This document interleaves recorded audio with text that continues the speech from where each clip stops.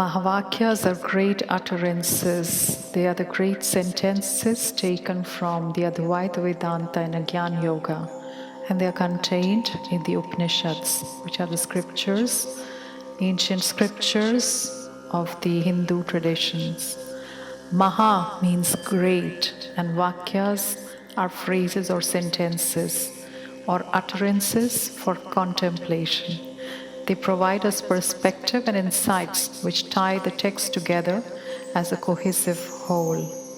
And the contemplations on the Mahavakyas are also blended well with the practices of yoga, meditation, prayer, and the chanting of the mantra, which are partially the practices of yoga or union. The pinnacle of the wisdom and practices of the ancient sages is contained in the terse verses of the Mandukya Upanishad, which outlines the philosophies and practices of the Om mantra. These Mahavakyas make wisdom more accessible, and by focusing on the Mahavakyas, the rest of the principles of self-exploration described in the Vedanta and the Upanishads are more easily accessed. Here are a few parts of the Mahavakyas, and to truly understand the meaning, it is necessary to practice contemplation and meditation inside a silence and stillness of your mind. It means working on yourself, doing introspection, self-observation, and practice them not with blind faith, but with reflection, with questioning, with a quest in your spirit, and allow them to permeate your experiences. That is when you will understand them and gain the wisdom insights. There are some methods of contemplation which give you a principle or a word on which to reflect, but have no idea of the insights. So one can sit and contemplate on the word truth. And truth can have so many meanings based on our experiences and our perspectives. And it may even take us a long time to reach a core principle and understand it. The Mahavakyas instead provide us the answers which have already been contemplated upon by thousands and thousands of years of human consciousness. You still have to work upon yourself and apply it to yourself and do the contemplation, but they provide you the answers that you are seeking, and all you need to do is validate it with your own experiences. The contemplation of the Mahavakyas is not simply a question of accepting these treatments to be true. In the teachings of the sages, they always say that you should never blindly believe what you are told or what you read in a book. It is suggested that you should check it out for yourself on your inner being and with the direct experiences of your life. It also seems to be true that while ultimate oneness is the same for all, there is always a coloring of cultural, traditional, and religious influences that will determine the way in which different people will experience the early stages or the unfolding stages of insight. Dig deep into the well of a few of the Mahavakyas to get all the insights that you need. Sometimes it may seem that exploring these is merely a beginning point, just an initial point, and that one needs to continuously subsequently learn the thousands and thousands of sentences contained in the wisdom scriptures, but that is not really true. At times, even a contemplation on a few phrases done with continuity as a practice can bear fruit and provide deep insights without having to go through deep chanting or memorizations or deeply exploring something. Just simple, curious contemplation. And the passionately dedicated practitioner will basically take one or two Mahavakyas and contemplate them repeatedly over long periods of time, and allow the mind to gradually develop a greater understanding and become still as the contemplation shifts from an observing reflective process into deep contemplative meditation. Reflection then transforms into insight, which again transforms and has a direct influence on the experiences of our life, along with underlying truth or reality of the Mahavakya itself. The practice of the Yoga Sutra stabilize and clear the clouded mind, just like water when it stills, allows us to see. In the same way, the contemplation and silence of the Mahavakyas provides us with more clarity. The internal Tantra provides the means for awakening the spiritual journey so that the absolute, unchanging reality that we are at our core is realized. The Mahavakyas are at the heart of the Vedanta, and these are principles which are part of a source of teaching. The higher understanding and direct experience comes from person-to-person listening, followed by a deep reflection, contemplation, and deep contemplative meditation.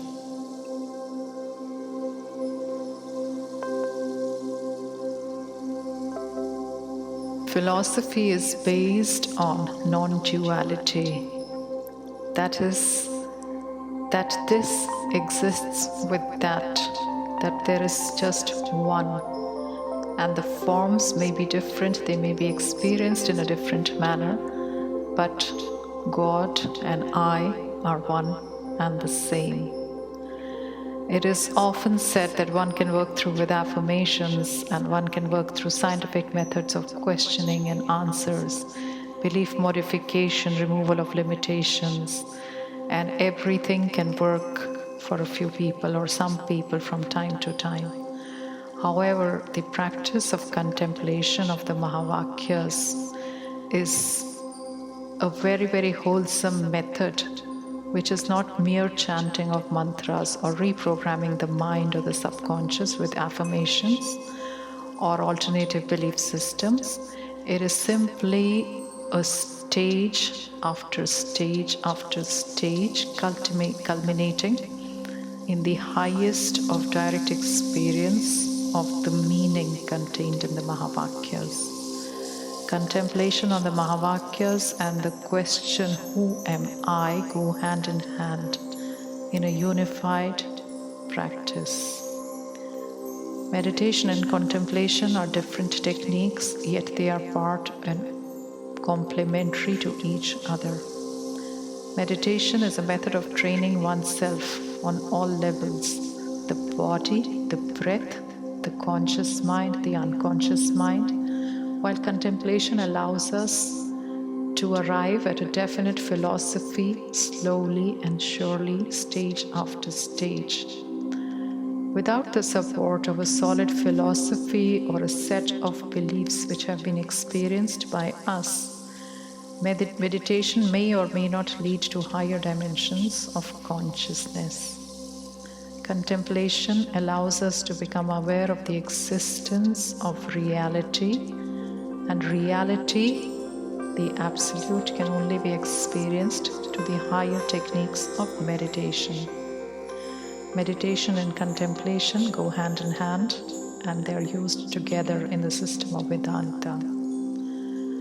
When somebody gets tired of meditation because they do not have the endurance or they do not have the will to go through, then they can contemplate on the Mahavakyas, the great contemplations, and study the scriptures which have been written by those who came before us on the path of self-realization and enlightenment.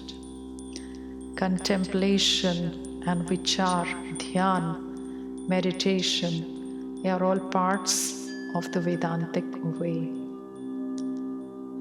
In the philosophy of the Vedanta, there is a definite method that is used for contemplation. Normally, the mind has its chatter, it is busy in its dialogue, and remains entangled in the web of its own thought patterns.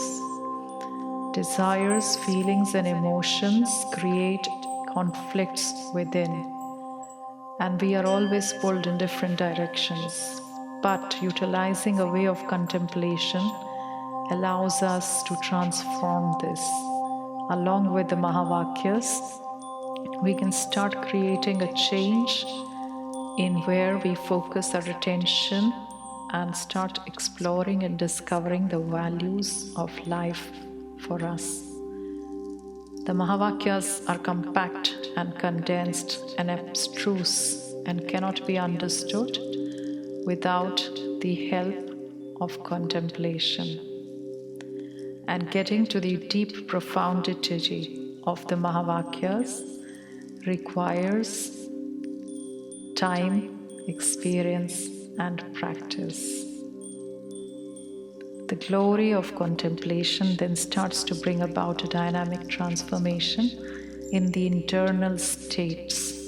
This seems to be necessary because now there is the strength due to the power of contemplation, which provides discipline and transforms the internal states.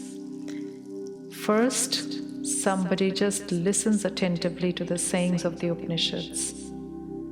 Then he starts practicing contemplation and starts going within himself to try and understand the depths of the great sayings. And as these begin to take root, he starts to practice them with mind, with action, with speech. And a single focused devotion done with determination and dedication will then lead the person higher.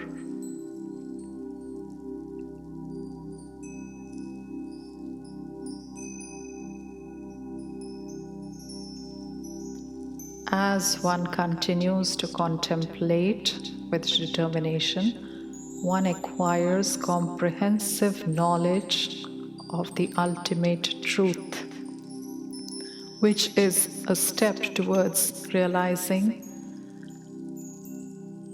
consciousness, which leads us to the realization of the one self-existent truth, the all-evident, the all-existing, the one being. This highest state of contemplation is a state where perception and conceptualization are unified in agreement, and all the doubts vanish forever. At this point, truth reveals itself and perfect realization is accomplished. I am Atma, the soul. I am Brahman, the all. This state is attained by the process of contemplation, and meditation helps in making one's mind focused, one-pointed, inward, and steady. Steadiness and stillness are practiced from the very beginning of this method, in which you focus on being still, on breathing, on concentration, and then allowing your concentrated mind to flow powerfully and uninterruptedly towards the seeking of the absolute truth. What does Brahman mean? The word Brahman comes from the root bra or bri, which means knowledge, expansion, all-pervasiveness. It is that existence which exists alone and in which there is the appearance of the entire universe. It is not subject to change because it means absolute truth, absolute reality, perfection. That which is eternal and not subject to death, decay, or decomposition. It is omnipresence and oneness, the word Brahman. It denotes oneness, the non-dual reality. It lies underneath all the many names and the many forms of the universe. It is what Rumi often talks about, the entire ocean being within the drop and the drop being in the ocean. Exactly the way Brahman is like an ocean. It is not a concept that is religious, it is a concept which is an absolute. It talks about life, it talks about spirituality, it encompasses everything that there is. It has nothing to do with theology or religion from any point of view. Immanence is described as divinity existing in and extending into all parts of the created world, and in that sense, the Mahavakyas can be read as suggesting that no object exists that does not contain or is not part of entire creation. Brahman goes beyond form. In whichever way we choose to look at the word, it is useful to remember that Brahman is described as indescribable.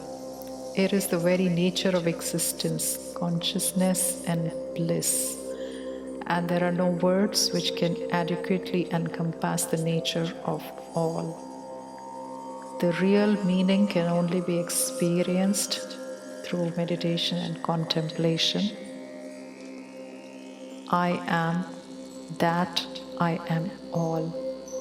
There is nothing else besides me, and I exist in everything, and everything exists without and within me.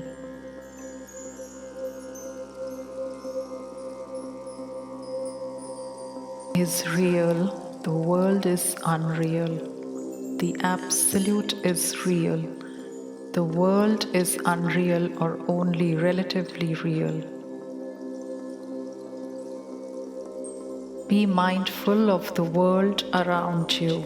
Gradually and gently and lovingly observe the countless objects which are ever forever in a process of coming and going, just like us.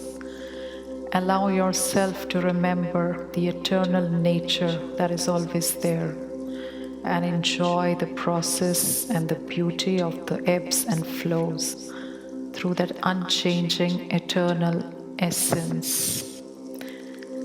Allow your attention to shift to your own physical, energetic, and mental makeup, and gradually observe and allow yourself to be filled with insight that these are superficial aspects that are temporary, illusory, and also unreal or relatively real.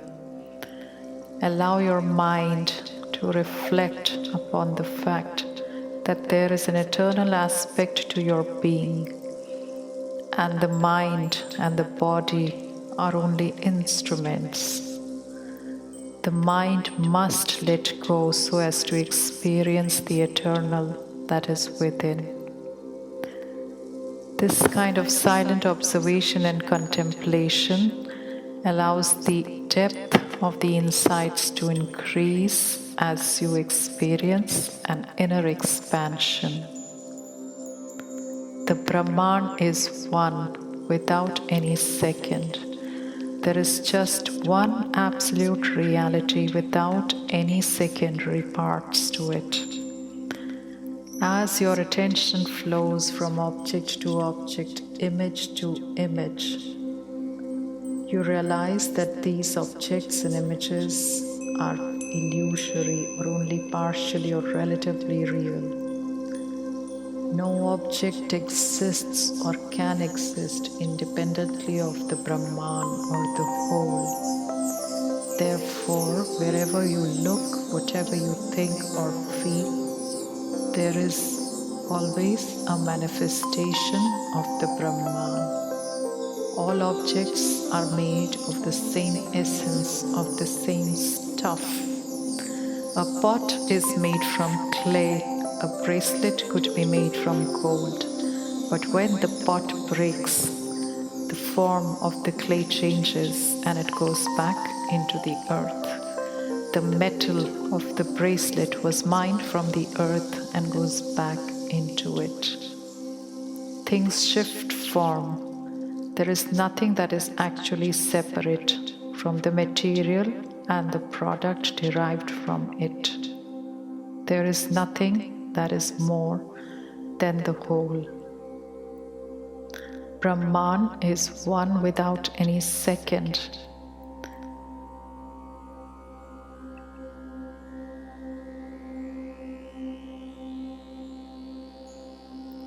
Brahman is the supreme knowledge. Knowing the absolute reality is the supreme knowledge. It is knowledge out of which other knowledge arises. One can attain many types of knowledge, one can learn so many things. However, they all stem from the higher knowledge. And absolute knowledge is the highest of all. It is the absolute because it is the whole. It contains everything without and within. The plant may appear separate, but it is made of stuff that arises from the ground.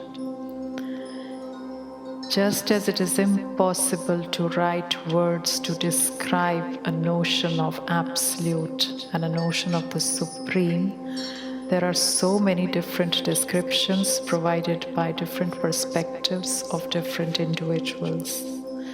Therefore, we can use metaphors to talk about it being similar to something, but none of these can ever contain the entire, the Brahman, the One.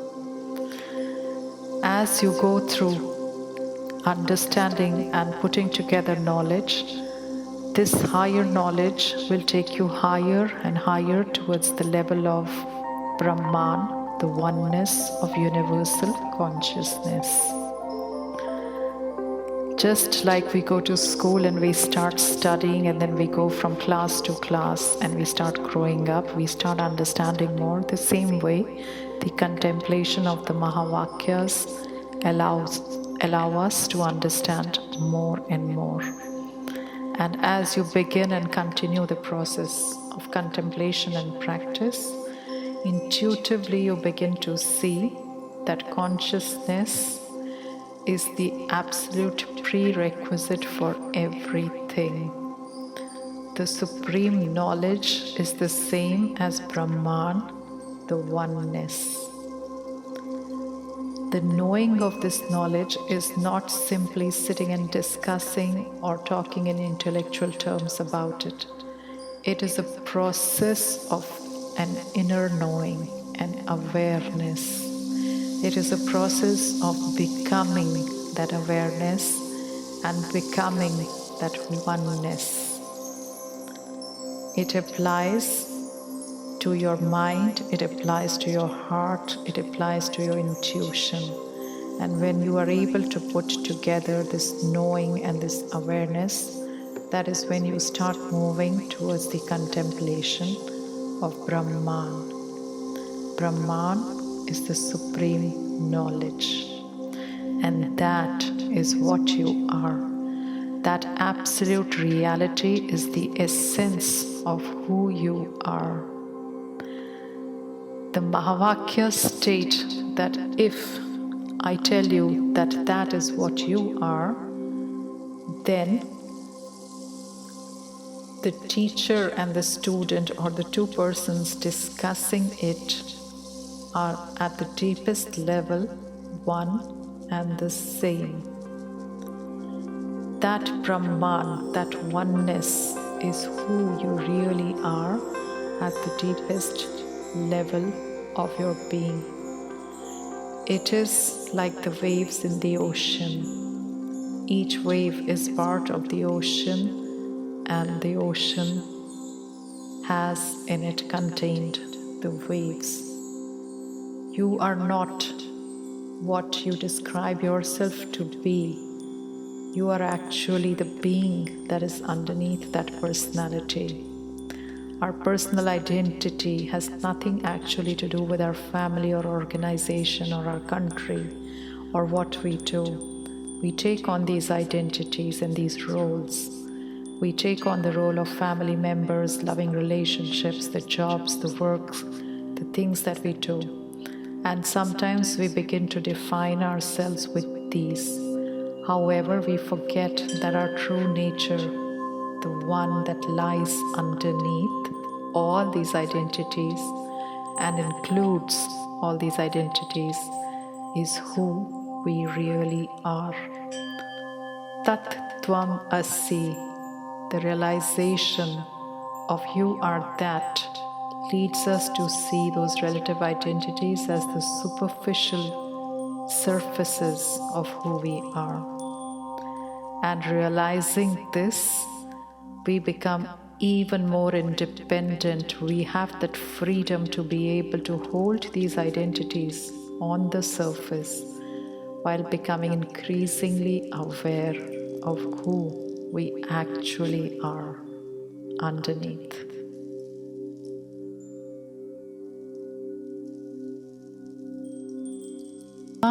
And Brahman are the same. The individual self is one and same with the absolute self. The wave and the ocean are one and the same.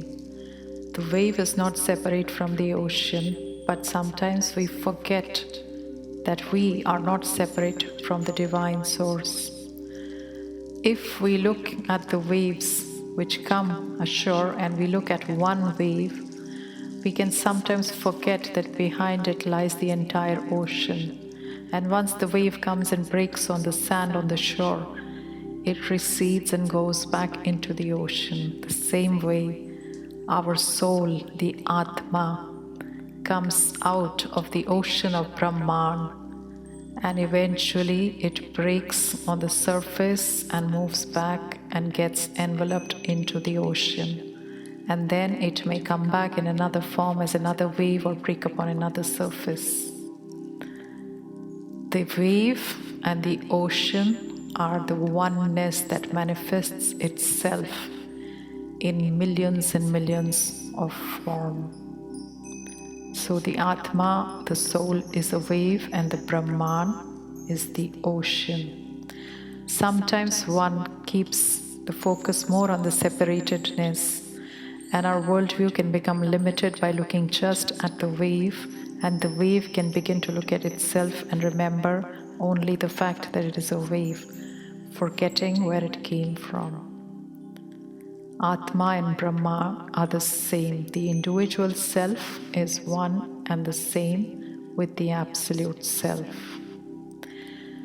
Just be aware of your center and imagine internally a tiny spark of light that represents the eternal essence of your own self. And just hold your attention for a few seconds onto this. Then allow yourself to expand and imagine the breadth of the entire manifest and unmanifest universe. Everything that you can imagine that permeates everything, and that is all infinity and eternity. And just simply allow yourself that spark to expand towards the bigger, the more expansive universe. And be aware of that spark being within the oneness of that expansion. Be aware that both are one and the same. I am Brahman. Who I really am is that absolute reality. If you look at the sand, a grain of sand is a grain of sand, and yet it makes up the entire beach. A bracelet of gold is a bracelet, and it is also the gold, and it is also that matter which is mined from the earth. It is temporary and it is everlasting at the same moment. There is only one divine source, and that is Brahman. Brahman alone is real, and I am Brahman. It is an inner declaration of who I am now and forever. To get to the truth, we need to allow ourselves to go still. And once we start becoming still, Truth comes to us like an intuitive flash or like waves of knowledge. The key is in the stillness and the silence, in the inner workshop of contemplation and yogic meditation. Allow yourself to go still and allow yourself to experience that insight. I am Brahman. Who I really am is that absolute reality. Ask yourself, who am I? Am I this body or do I have a body? Am I this breath or does this breath flow through my body? Am I this mind which thinks or is the mind simply a manifestation of something more? Who am I? Who am I really? And then start to understand that you are Brahman. You are the Absolute. You are not only the wave, you are also the ocean. You are actually the ocean. Allow these statements to flow through you and allow them to help you expand. Reflect on these statements, explore the truth, be curious, and then find out what they mean for you.